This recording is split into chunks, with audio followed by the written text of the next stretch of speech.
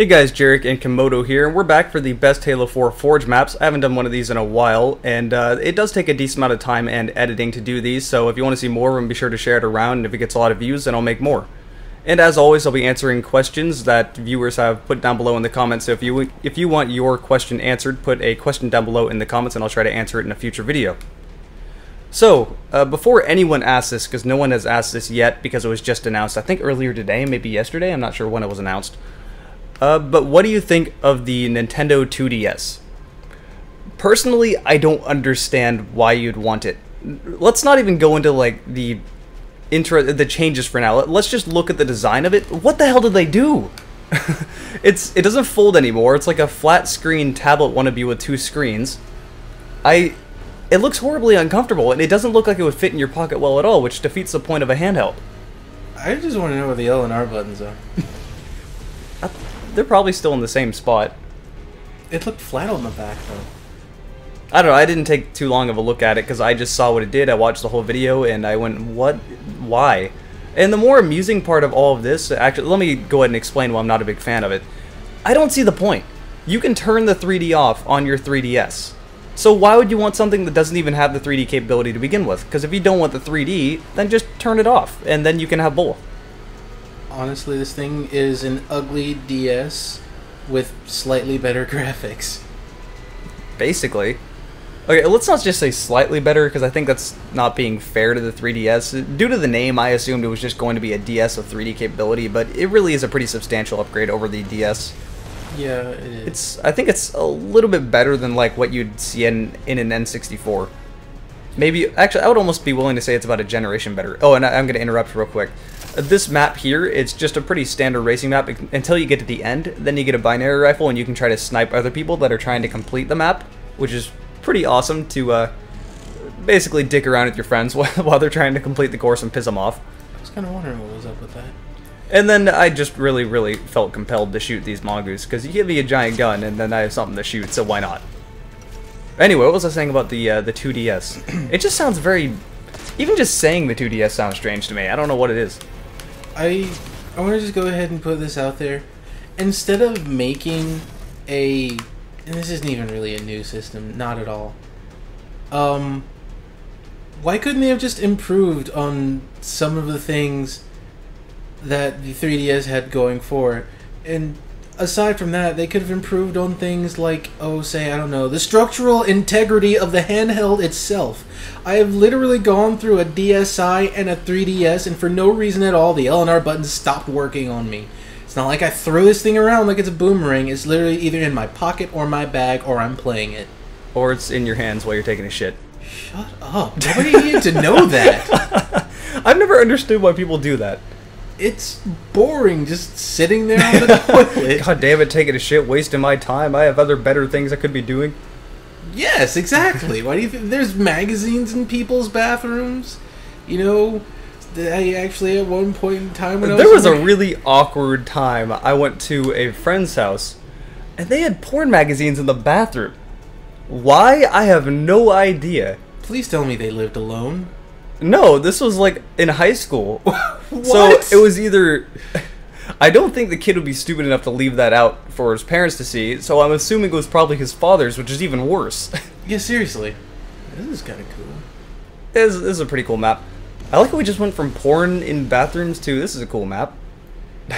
And we got there from DS's somehow. Well, Nintendo is the same company that had the slogan "Touching is good" when the DS first came out, so...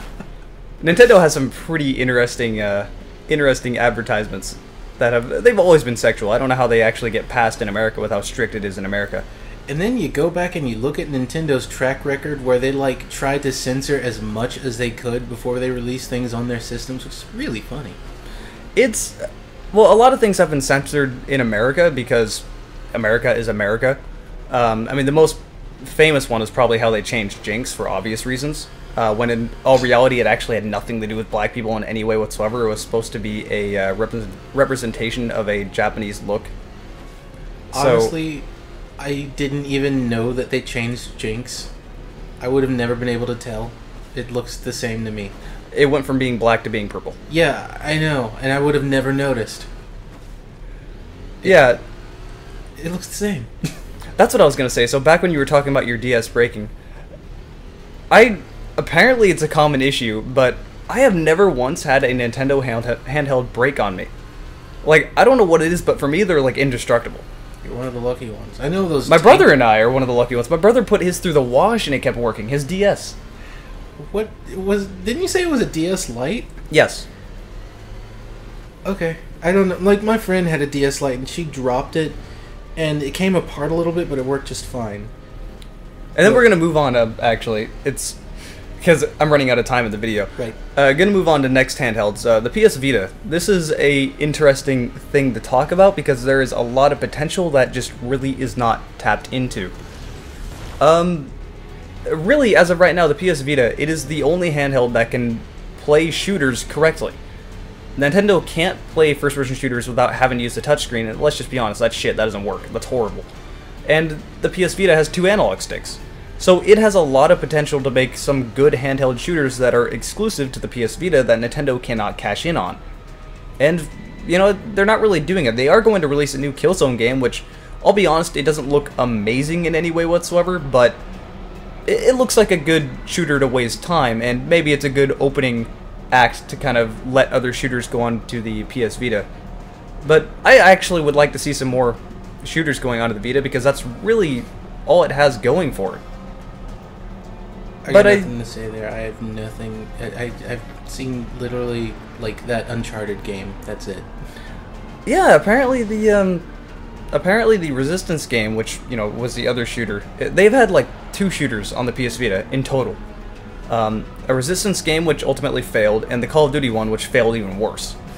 And as of right now, the Killzone one looks pretty good, and journalists are saying, yeah, it's good, and who knows, that might be what it needs. But at the same time, I think Sony is just waiting for the PS4 to come out, because there's rumors saying they're going to bundle a PS Vita and a PS4 for around $500, $550, which is a pretty good deal. Like, I wouldn't complain about that. I don't know if that includes the stupid proprietary card that you have to buy that's ridiculously overpriced, this is the biggest problem with the PS Vita. Here's the 2 things they need to change before it becomes successful. Get more games and lower the price. You do those 2 things and it's successful. Well, I'm not sure if this has anything to do with it, but that whole proprietary memory card, was that like some effort on their part to combat the piracy issues? I don't think so. I honestly think it has nothing to do with that, because if you look at Sony's track record, they love using proprietary cards. Every camera possible, every handheld possible other than the PSP. I don't know what it is with them, but they like using their own stuff. What's wrong with an SD card? I'm sorry, my mind broke at how incredibly smooth this rocky road is. Yeah, I was a little confused. This is my first time on this course here. I'm like, why am I not falling off? Like, I was going real slow at the beginning because I thought I would. And then I noticed it was smooth. I'm like, alright, I'm not complaining, but that's cool. But yeah, I really would like to see the PS Vita be a little bit more successful.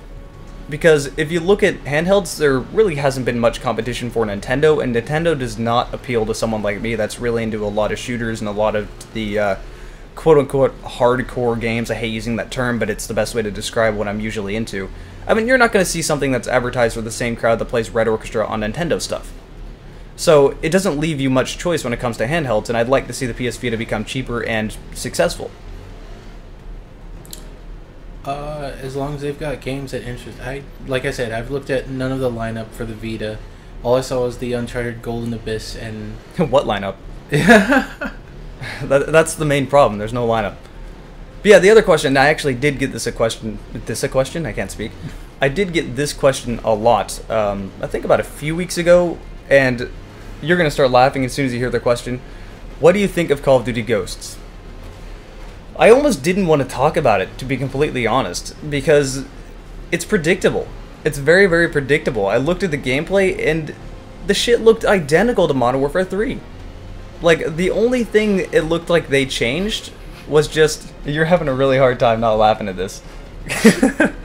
Oh, and I got a little confused here. I had no idea what the hell I was supposed to do or where I was supposed to go. I'm like, hey, soccer ball, let me push this over there, I guess. But I did actually, after I completed this course, flew around, and this is really just the end of the course. Just so you respawn back where all the mongoose are, and you can do it again if you want to. But yeah, this is the end. I got confused and drove around, but that's how it ends. But yeah, Call of Duty Ghosts, it looks identical. And I'll be honest, I fucking hate Infinity Ward's Call of Duty games. They're not fun to me. They are the next level of maximum bullshit.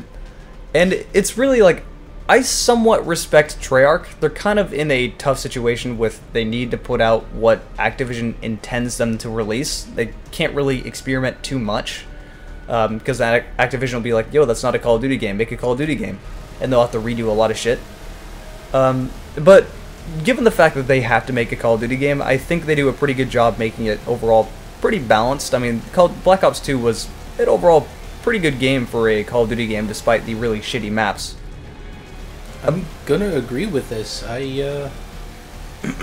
It's probably the least frustrating Call of Duty game that I played in all of my times playing Call of Duty games. I think the least frustrating Call of Duty game was definitely Black Ops 1.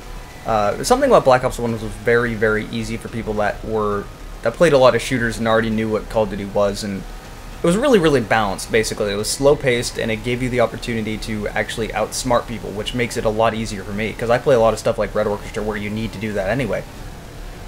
But yeah, it's... You know, Treyarch makes a solid Call of Duty game, whereas Infinity Ward, they really, really try to close the skill gap, and that's what I hate about Infinity Ward. Everything they do is to try to make the newer player that doesn't know what he's doing and isn't very good at the game, it tries to give them a little bit of a handicap, if you will, with things like death streaks, which you should never get any sort of benefit from losing. You lost, you failed, congratulations, someone has to win, someone has to lose. That's the sad part of competitive gaming. And that's the sad part of competitive anything. Somebody has to lose. So, you know, Infinity Ward doesn't want this. They just want to make something that everybody plays and they can cash in on it. And sorry. Each game has gotten worse, from the way I see it. Call of Duty 4 still was pretty unbalanced, but it was somewhat enjoyable. Modern Warfare 2, I don't know why people like this game. They consider it like the best Modern Warfare game. I don't. I hate it. It was noob tube everywhere with a lot of cheap shit that shouldn't ever be possible. And then Modern Warfare 3, everyone knows how terrible it was. Like, I don't even need to explain that. And Call of Duty Ghosts literally does look identical to these games, except for now you can possibly blow up this section of the wall, and the graphical advances are so huge when really it almost didn't even look better at all. All I gotta say on this is you can play as a female character now. That's gonna be abused. You guys, you know that's going to be abused so much. Late. They are pretty damn late to that. But then again, if you think back in the day, like, it's actually pretty amusing. If you look back at Half-Life 1, there was like no female characters at all. Not until like Decay. You are right. And that was a PS2 exclusive, wasn't it? Half-Life 1? No, Decay, stupid. There's ways to play it on PC. But yeah, there was like no females at all in that game, which is incredibly, well, not incredibly off topic, but just something I found kind of interesting. I realized that while playing Half-Life 1, went, huh, that's weird. I wonder why they did that. Maybe it's because square boobs look weird. Maybe that's the reason. I don't know why they did it that way. But if you tried that today, though, you know how many sexist comments the media would throw out? Oh, you think females can't be researchers? You can't think they can't be doctors or scientists? There would be so much, like a huge shitstorm about it. I hate the media. I really, really do. They make unnecessary problems. But hey, it's money. That's how they make their money. And if it gets a good storyline and a lot of views, then they get paid more. Were you supposed to get up there? Yes. This is the end of the course. You can either keep driving there, or you can get off to the right, where you actually spawn at the beginning of the course. And I chose here to just kind of show what it's like if you just drive down there. I only asked because I thought I saw a kill ball. You did. You just fly over it. Oh. So hey, that was the last course. This is the last track. This is somewhat of a short video compared to before. Hope you enjoyed the video, and I'll see you guys later.